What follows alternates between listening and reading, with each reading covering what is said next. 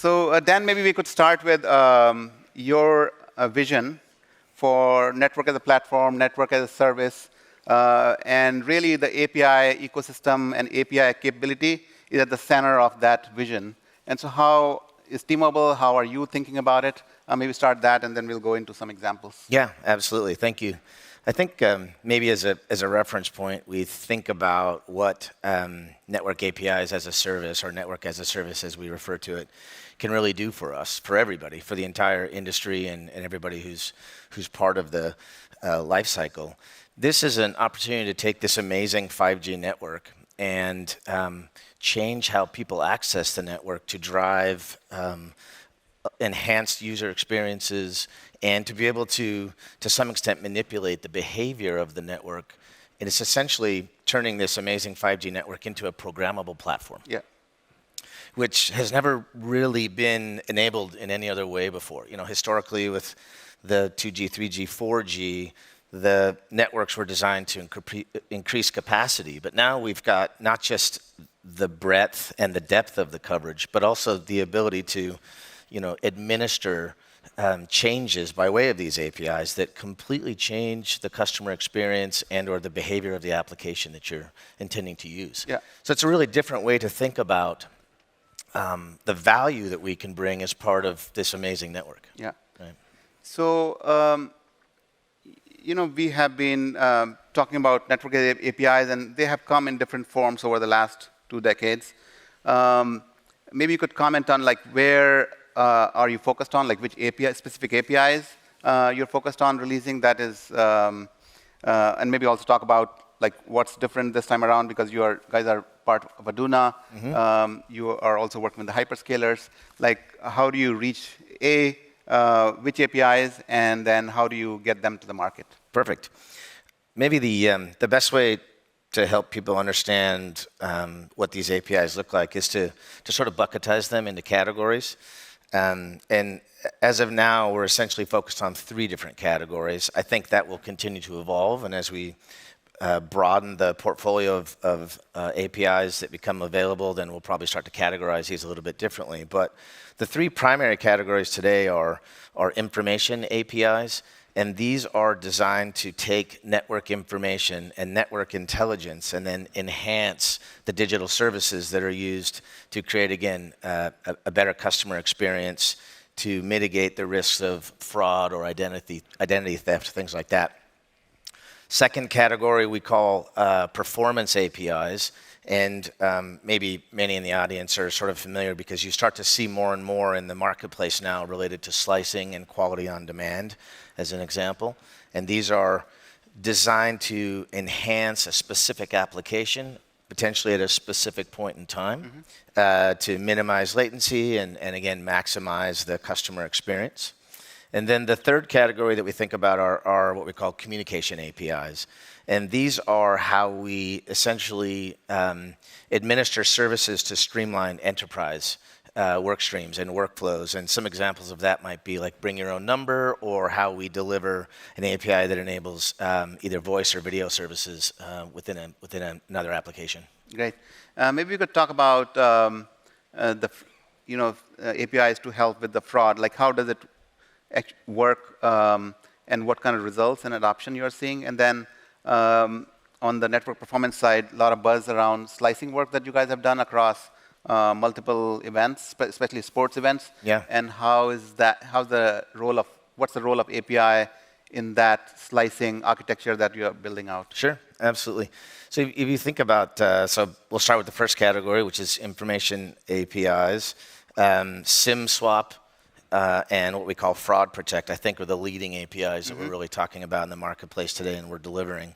And those are really designed, we've got a lot of participation and conversation and collaboration with fintech and banks and financial services around mitigating the risk of unknown or bad actors coming into their ecosystems, for example. So SIM swap as an API would indicate whether or not the SIM has changed, and or the profile of the SIM holder on the back end has changed in a certain period of time. which is an indicator that something should be looked at maybe a little bit deeper if you're going to make a decision on something like that.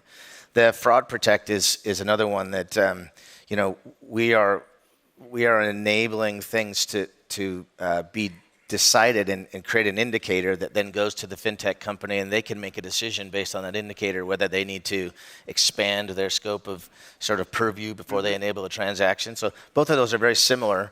We deliver on those by way of these APIs and sending information to the partner that then gets used to make those decisions. And is this primarily for the U.S. market, or is it global? Well, as of right now, I think, which really leads into the Aduna conversation, but as of right now, we're offering these services in the U.S. There's a way to get to them through our DevEdge program, which is an effort we're going through to develop a community of builders and developers to get in and start to use at least a portion of these APIs. If you think about on a global level, or even an ubiquitous opportunity across the U.S., there are use cases that really require an opportunity for an end user, like a bank, for example, to need access to all networks that their customers are distributed across, right? And so if we use Aduna as a reference point, for those who don't know, Aduna is a joint venture between Ericsson and a number of carriers around the world. And T-Mobile US is participating in that, as is DT and several others. We are working to enable Aduna as an aggregator to create an application layer that aggregates all carrier services. When they receive the API from each of the carriers, they can aggregate that and make it consumable to the end user, which would be a fintech company, that then allows them to utilize this API ubiquitously across whichever networks they prefer. Yeah. And so instead of just having customers that you address specifically through T-Mobile, where those customers may have to be on the T-Mobile network, this diversifies the opportunity for the bank or the fintech organization to now have access to a broader scope of their own customer base in terms of how they create those relationships with messaging, with promotions, with maintenance of their life cycle and those kinds of things. So. And the business model is managed through Aduna at that point? The business model is managed through Aduna. So the wireless carriers are essentially wholesale enabling services to Aduna. And then Aduna is the core layer that owns the sales, the marketing, the building of the ecosystem from a developer perspective out to other end users and to some extent other aggregators. Maybe in some cases, perhaps even back to some of the carriers for their business channels, depending on what those APIs that are enabled to Aduna can be used by others to build and create. As a network engineer, I'm really excited about the network APIs because getting information in real time about the network status as what's happening can be quite beneficial to applications and services.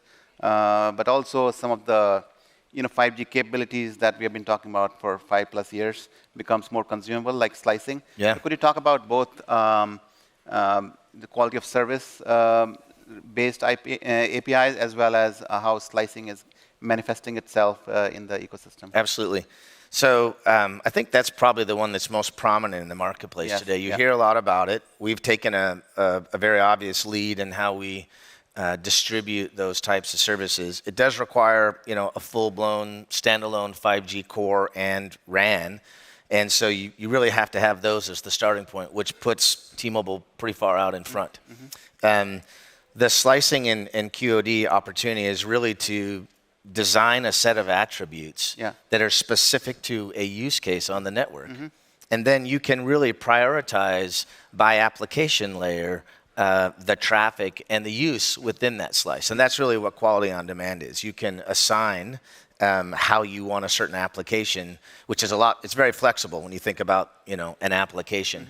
A really good example you see at the Las Vegas Grand Prix, the F1, we set up a slice there, and we prioritize, by way of quality on demand, the point of sale service that's happening in the city of Las Vegas at that moment. Hundreds of thousands of people come into the city to participate in the F1 race event, and we want to make sure that we can enable the city to support every single time a credit card transaction is run through a point of sale system. And so we prioritize that traffic through the slice by way of QOD to make sure that, above all else, that every single sales transaction is enabled. Got it. Another one you may have seen, if you follow golf, we've been supporting the PGA recently. A little bit different use case, but similar structure in that a slice with QOD now prioritizes broadcast distribution. So we actually take 4K broadcasting service, and that gets pushed as a prioritized item through the slice over 5G, which really enables a lot more interaction by the broadcasting systems and the teams and the cameras that are dispersed across the entire course. And then maybe one more to close out a little bit on, we had an interesting relationship with the Boston Children's Hospital also. They were having some issues with trying to manage everything through Wi-Fi. It was starting to get difficult to scale for them. And so we worked together, we collaborated with the Boston Children's Hospital to create an opportunity where they essentially use our APIs to create a private network that's dedicated now to the traffic that's specific to the hospital staff, the patients in the hospital, the connected emergency services that deliver patients to the hospital.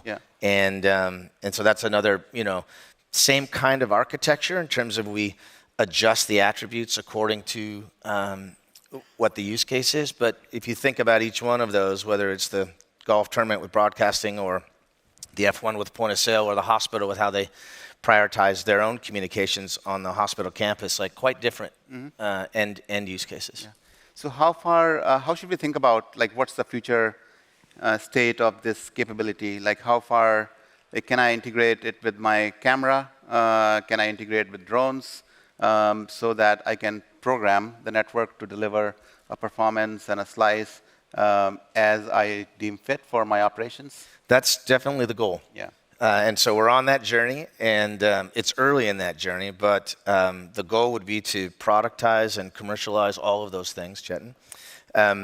There's a few ways we're enabling that today. One is through our DevEdge program, which again is a development community effort. We're trying to build a community of developers and entrepreneurs and people that come in and consume these APIs to build products and services that we can then find a way to collaboratively take to market. And I think we'll continue to do that. At the same time, as we think about network as a service, as a business model, there are two primary channels that we think we're going to lean into. The first is a wholesale approach. So it's a wholesale sales model. Aduna is an example of that. There's great value in us having relationships with aggregators in the marketplace that can immediately drive scale. And at the same time, hyperscalers. That's also a great opportunity for us to drive considerable scale right out of the gate, right?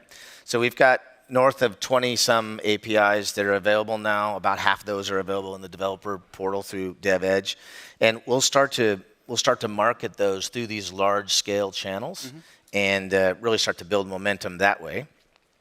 On the other side, we have this amazing T-Mobile business group that Callie Field has built and run.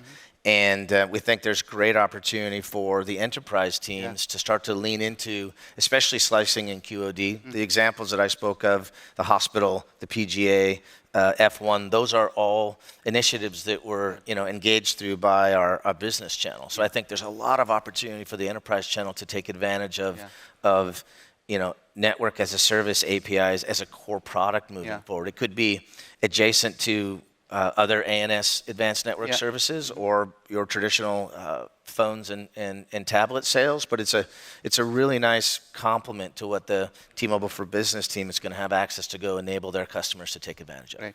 No, it's exciting stuff. So in the minute or so we have left, what's your call for action to the ecosystem? I mean, you mentioned DevEdge.